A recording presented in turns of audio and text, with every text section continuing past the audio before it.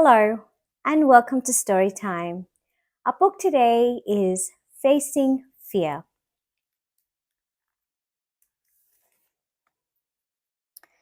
Enrique dribbled the ball right past the defense and kicked.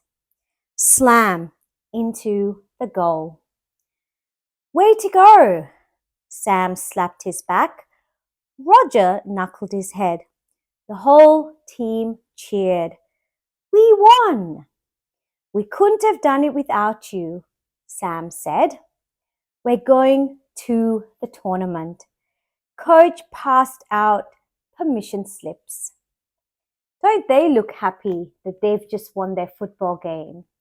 How many of you play football and love playing matches? And how many of you have scored goals just like Sam? Oh, sorry, Enrique. Enrique burst in the door after the game. Papa, I scored the winning goal. He waved the permission slip at his father. Papa read the paper. He frowned. I can't sign this. But Papa, we're in the tournament. And you will have to travel through the checkpoint. Papa, I was born here. You told me. I'm a US citizen. You don't have to worry about me. I have to think of our family, Enrique. La Migra. The Border Patrol can stop anyone. If they find something on your papers, they could send us back across the border. Split us up. You're always afraid of La Migra. The police, everything. That's enough, Papa crumpled the permission slip and tossed it in the trash. Enrique ran to his bedroom. I don't know why you even brought us here to America. He slammed the door and lay on his bed. Oh, Enrique's so disappointed that he won't be able to play in his tournament. But what a sad situation Enrique's family's in. They live in fear that at any point the police can take them back out of America, where they've grown to love and has become their new home.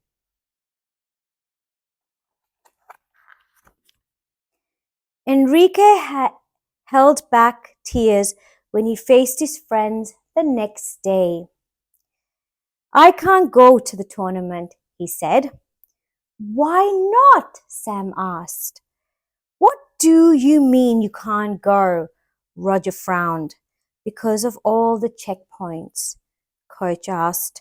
Enrique nodded and ran off the field. Enrique, Sam and Roger caught up to him. The team needs you. You don't need to be afraid, Sam said. Roger didn't look at him. I can't believe you're going to let us all down. Enrique walked home alone. Why did his father worry so much? I was born in the US. I am American, he thought. My team needs me. Enrique made a decision. He was going to the tournament no matter what his dad said. When he got home, he waited for Papa to go to work. Mama was busy in the kitchen. His sister Rosa wasn't home yet. Enrique found the crumbled permission slip in the trash. He spread it out and very carefully wrote his father's name in the blank and stuffed the slip into his backpack. He was not going to be afraid like his dad. Now, as much as Enrique is being very brave and confident, he's not allowed to sign a permission slip on behalf of his dad. So, as much as he wanted to go to the tournament, I think there would have been a better option for him, which would have been to talk to his dad again and try and see whether there was an alternative solution to this. Anyway, let's see what happens after.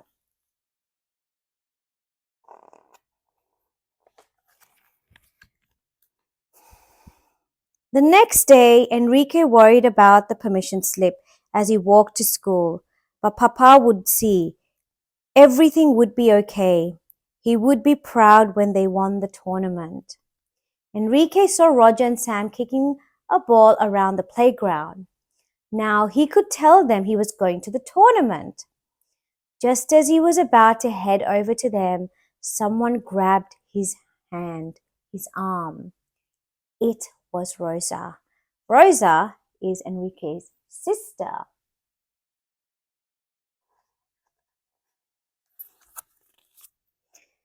Get in the car. Tia's car. La Migra, Rosa said. She looked over her shoulder as if the border patrol might be right there. We're going to Tia's. Enrico stood still. He had to tell his friends he wasn't going to let them down. He had school today and practice for tournament. I can't leave now. You want to put the whole family in danger? Rosa slammed her door. Where are you going? Sam called from the playground. Enrique looked down at his feet and got into the car. Oh, Enrique does look disappointed because he had a plan and he had told his friends he was going to the tournament, except Rosa got in the way.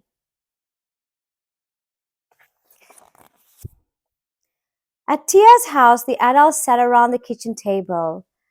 La Virgencita de Guadalupe nos protege.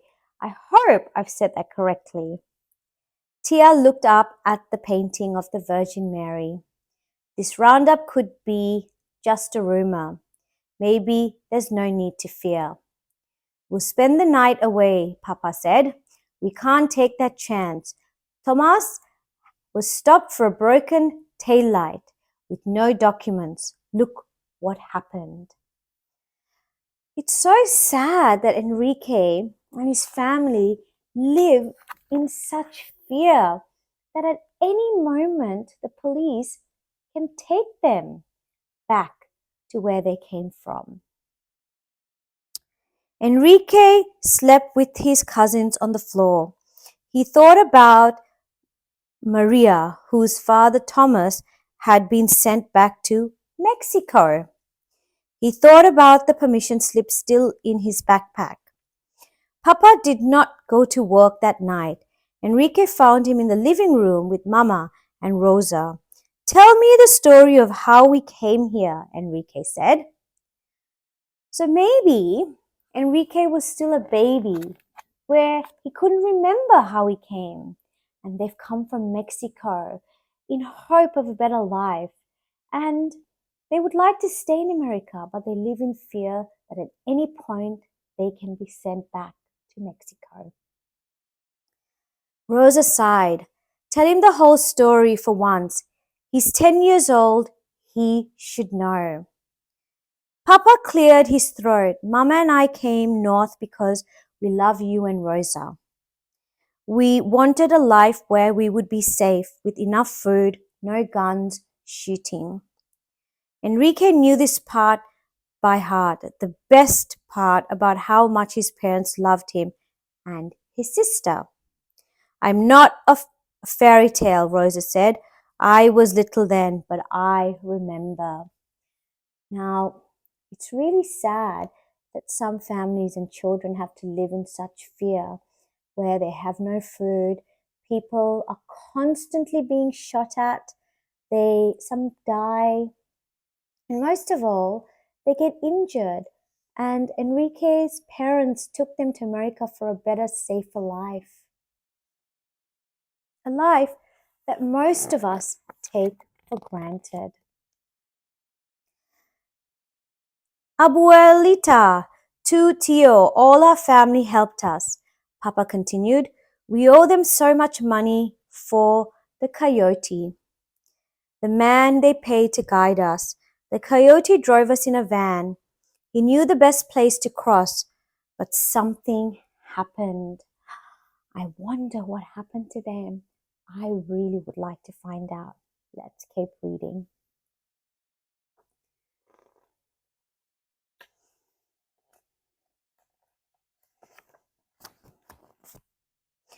Enrique sat up. What? This was the part of the story he had never heard. Suddenly, lights blinded us. The driver stopped. Get out! Run! Rapido! Andal! Mama nodded. We were traveling with others. The Rodriguez baby started to cry. Mama was big with you in her belly. Oh, so Enrique wasn't even born when they were trying to escape Mexico and go to America. No wonder he doesn't remember anything. Papa continued. We ran fast away from the lights. The cries of the baby, men shouting. We hid behind a huge rock. What happened to the Rodriguez family? Enrique asked. We don't know, Rosa answered.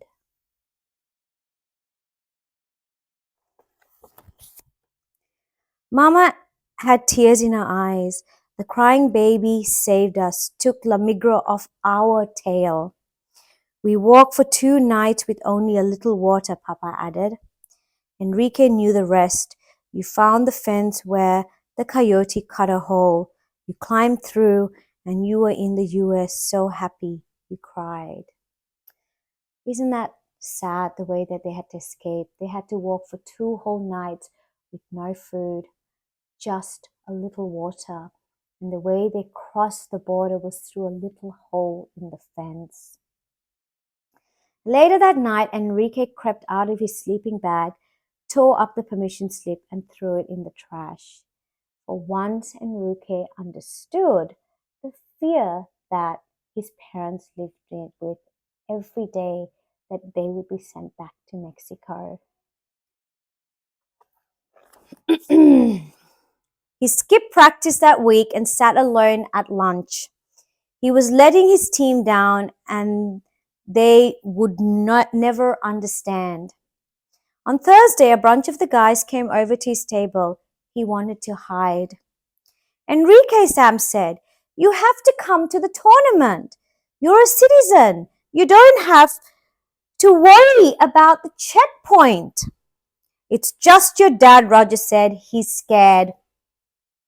Enrique jumped up and pushed back his chair. What did Roger know about fear? Fear of the La Migra. The fear of losing your job, getting sent away, fear of losing your dad. In his heart, he knew the real truth. My dad was courage, he shouted. He and my mom walked across the desert and with hardly any water and men chasing them. They did it for me and Rosa. They protected us. Enrique slammed his chair over and left the cafeteria. So for once, he was defending his parents and understood why he couldn't go to the tournament. On Saturday, the day of the tournament, Enrique stayed in his room. He kicked his soccer ball under his bed. He wondered what his father's courage was worth if he couldn't even go to a soccer tournament. Enrique, Mama called from the kitchen. There's someone here. Who? His friends were all at the big game. Maybe he didn't even have any friends. Doesn't Enrique look sad and disappointed that he couldn't do the one thing he loved most, which was playing football at the tournament? He opened the door. Coach was there, Sam and the whole team, even Roger. What are you doing? Enrique asked. What about the game? We voted, Sam explained. If you can't cross the checkpoint, we won't go either. We're a team, Roger added. And you're right, your dad is brave. What a wonderful football team Enrique belongs to, and an understanding one. Him, his coach, and his friends, they were all willing to forego the tournament, which they all loved and wanted to be at, for the sake of the friendship and the team spirit, because Enrique couldn't be a part of it. Now that is loyalty and friendship and love between a football team.